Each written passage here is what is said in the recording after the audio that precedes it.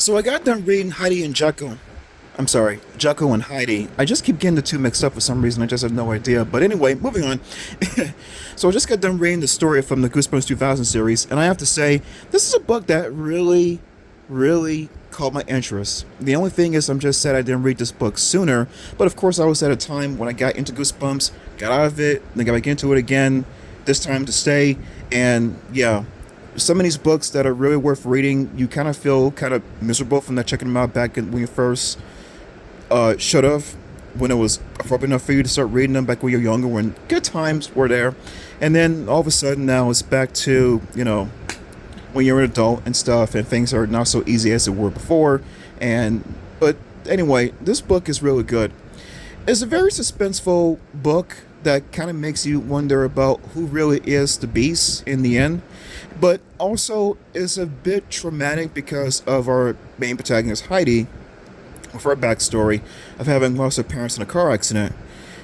I'm not really sure if there's any other protagonists or even antagonists in the book that actually lost their parents due to a very terrible accident such as that, but yeah, that really, was a big downer on my part though.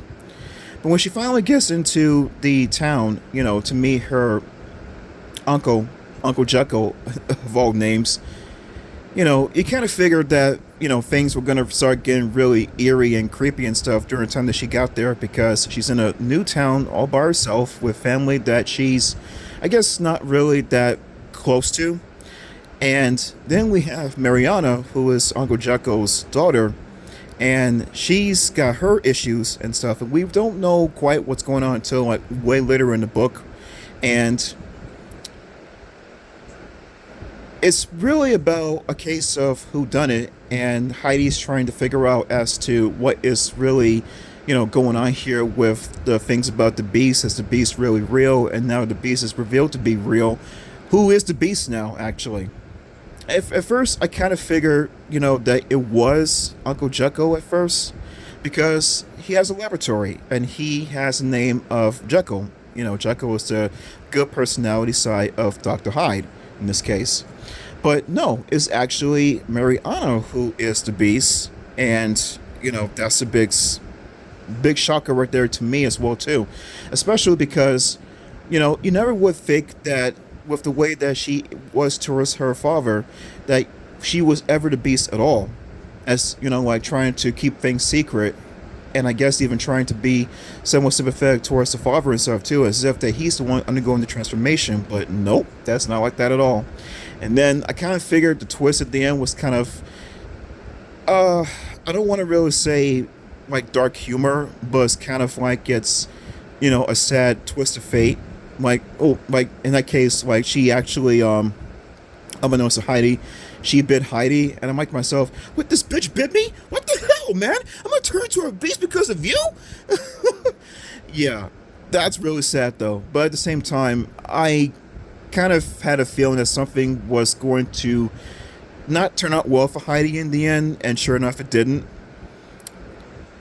I kind of get the vibes of a certain Disney movie that has something to do with, trying to kill the beast, kill the beast, kill the beast, as all the villagers in the town try to start storming in the laboratory, smashing everything in sight, trying to get the beast and stuff and kill her or kill him. Well, at this point, they don't know who the beast is. They just want to try to kill the beast because it's brought a lot of mayhem to their town.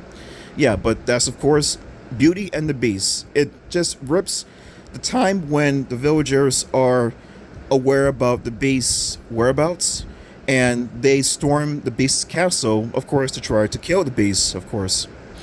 And I just really like the fact that the villagers are just, about really to kill anyone that they feel is in league with the beast, like Heidi and stuff. And yeah, they even threaten Heidi too. What the hell, guys? I mean, I understand that you're trying to get rid of a threat in your town, but to kill an innocent girl that has nothing to do with this whole thing and stuff is just crazy. Of course, she turns to a beast too and gets a revenge for trying to potentially murder her for trying to protect her family. Okay.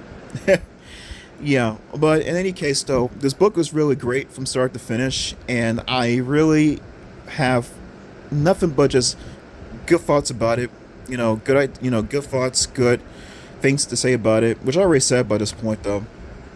Uh, I guess the only downside to it that I have is that I just wish it was a little bit longer than it turned out, because I want to really see or rather read more about what Heidi does next.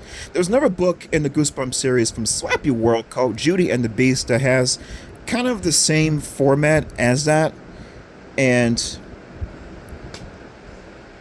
it's a slog to read through, but it's still pretty good when it gets going though for that book. Which, by the way, if you want me to read the book in the future, let me know about that in the comments down below. But in any case, guys, when it comes to Jekyll and Heidi in the 2000 series, this book is really awesome. It's depressing for a lot of reasons as to why that I just mentioned, but when you get through that moment with Heidi, it's a really good mystery book that you want to kind of just finish all the way to the end, and just wish it had gave you a little bit more. But overall, though, it's still a good read. All right, guys. So if you liked the book Jekyll and Heidi, let me know about what you thought about the book yourselves in the comments down below, or if you plan to check out book two. And also, had a very good time reading the book to you guys, and I just want to let you know that I'm gonna keep on doing Goosebump reads until I either get all the books read, I guess even probably the very awful ones, or until I die one day. Who knows? But any case, guys. So the next book is gonna be They Call Me the Night Howler. Ooh! Yes, that is the Night Howler's actual signature call in the book. Alright, guys. See you then, and take care, guys. And see you then for next time.